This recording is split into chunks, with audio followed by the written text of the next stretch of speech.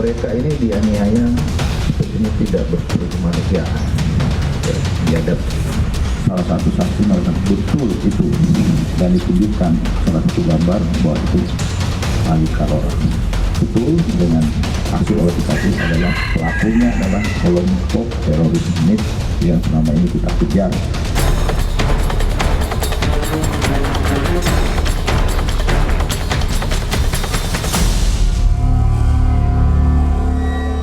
Pemerintah akan melakukan tindakan tegas dan memburu melalui tim atau Satgas Operasi Tinombala para pelaku kekejian dan kebengisan terhadap satu keluarga yang menyebabkan terbunuhnya 4 orang di Sigi.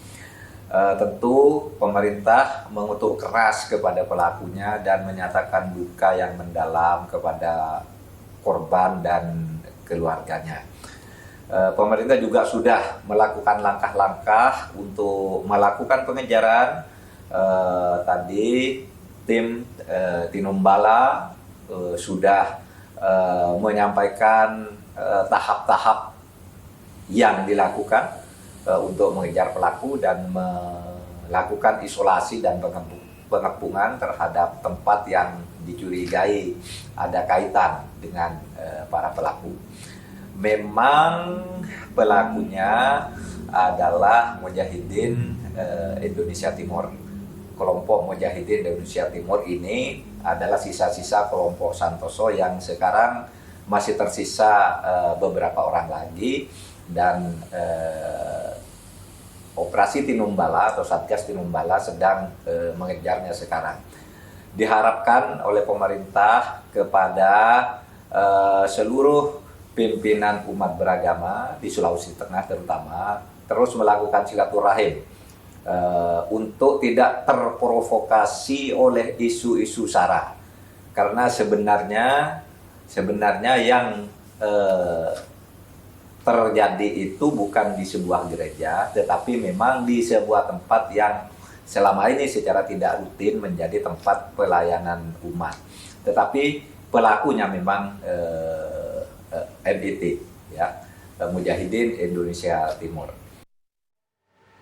Duka mendalam untuk korban dari pembunuhan keji ini dan juga keluarga yang ditinggalkan, dan juga pemerintah mengutuk keras dan menuntut untuk bisa terbukanya kasus ini dan juga ditangkapnya para pelaku melalui Satgas Tinombala. Itu yang kita dengarkan pernyataan dari Menko Polhukam Mahfud MD mengenai kejadian yang terjadi pada hari Jumat lalu. Sekeluarga tewas dibunuh dengan keji terjadi di Kabupaten Sigi, Sulawesi Tengah. Nanti kita akan update bagaimana proses pengejarannya, dan juga sudah bergabung bersama saya di studio ini Pak Kiai Haji Khalil Nafis selaku Ketua MUI. Assalamualaikum warahmatullahi wabarakatuh. Selamat malam Pak Kiai. Waalaikumsalam dan selamat malam. Baik, dan juga sudah hadir Mas Ramli dari Yayasan Lingkar Perdamaian. Assalamualaikum warahmatullahi wabarakatuh. Selamat malam Mas Ramli. Waalaikumsalam warahmatullahi wabarakatuh. Kemudian juga sudah bergabung dengan kita Mas Muhammad Syaukilah selaku Ketua Kajian Terorisme UI.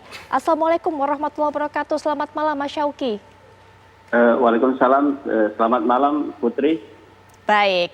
Pak Kiai, mungkin sebelum kita mendengarkan bagaimana tanggapan Pak Kiai mengenai hal ini, tadi kita juga sudah dengarkan pesan dari Pak Menko Polhukam agar pimpinan pemuka agama di sana kemudian saling bersilaturahmi, jangan termakan isu provokasi, tapi selamat sebagai Ketua MUI dari pengurus periode yang baru, begitu. Terima kasih. Baik, Pak Kiai mungkin bisa berikan tanggapan pesan dari Pak Menko Polhukam tadi. Ya, saya pikir seirama dan juga disampaikan oleh MUI Sulawesi Tengah, ya, Habib Assegaf yang menyebutkan bahwa ini tidak bisa dikaitkan dengan paham keagamaan kita. Tetapi orang yang salah paham dengan agama kita kalau dia menyebut dengan Mujahidin Indonesia Timur umpamanya. Karena kan istilah itu istilah yang lekat dengan keagamaan. Iya. Tetapi jauh sekali di doktrin agama Islam yang benar. Majelis Ulama Indonesia sudah mengeluarkan fatwa tentang terorisme dan bagaimana tentang kewajiban kita ini untuk membela NKRI dan nasionalisme kita. Sehingga sebenarnya ini kesalahpahaman menjadi paham yang salah. Oleh karena itu kita berharap antar tokoh agama jangan sampai terprovokasi ya. Dan kami berharap juga agar tidak ada kesedihan bagi keluarga, tidak usah disebarkan foto-fotonya. Foto-foto yang sadis, yang kurang baik, lebih baik tidak disebarkan.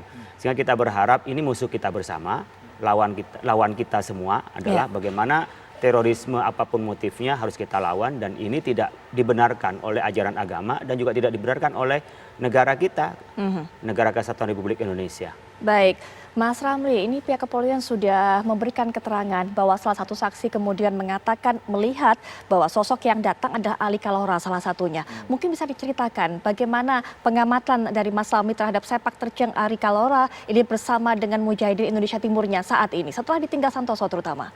Iya, jadi Ali Kalora ini adalah sebuah simbol estafeta kepemimpinan kelanjutan dari saudara Santoso yang sudah meninggal di penindakan di beberapa tahun yang lalu.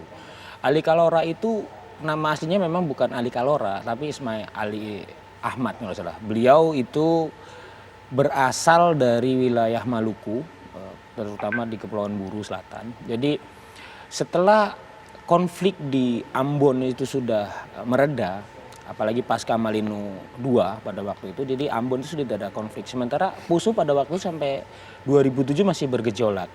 Jadi Ali Kalora ini dengan beberapa rekannya hijrahlah ke Poso untuk bergabung dengan kelompok Santoso pada waktu itu. Jadi Ali Kalora sendiri secara individu memang dulu pernah mendapatkan pelatihan basic militer selama adanya konflik Ambon di era 2000 sampai 2002, kurang lebih 99 sampai 2002. Di Buru Selatan Ali Kalora memang sempat mendapatkan pelatihan itu.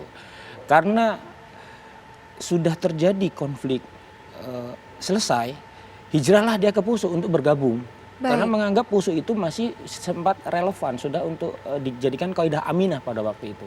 Jadi tempat standby-nya, tempat pelatihan dan tempat berkumpulnya para mujahidin yang melakukan perlawanan terhadap pemerintahan. Jadi kuncinya sebenarnya intinya awal adalah melawan ke pemerintahan. Karena konflik Malino I di Poso sendiri sudah selesai, sudah terjadi perdamaian, rekrutmen. Jadi kalau dalam bahasa pesta ketika musik itu sudah selesai, mereka masih berjoget, berarti sudah tidak enak dipandang atau begitu Pak Kiai. Jadi konflik di Poso itu sudah selesai di periode Malino I. Nah, tetapi mereka mencoba membangun konflik itu untuk tetap berjalan. Jadi tujuannya akhirnya bukan melawan antara konflik horizontal, tapi sekarang melawan seluruh pemerintahan di Indonesia yang dianggap sudah tidak relevan dengan keyakinan mereka. Baik, nanti Mas Ramli bisa cerita lebih lanjut lagi termasuk Pak Kiai pendapatnya dan juga Mas Syauki. Tapi sebelumnya kita akan lihat terlebih dahulu. Ini kabar terkini akan menyajikan kabar mengenai aksi protes yang terjadi di Guatemala.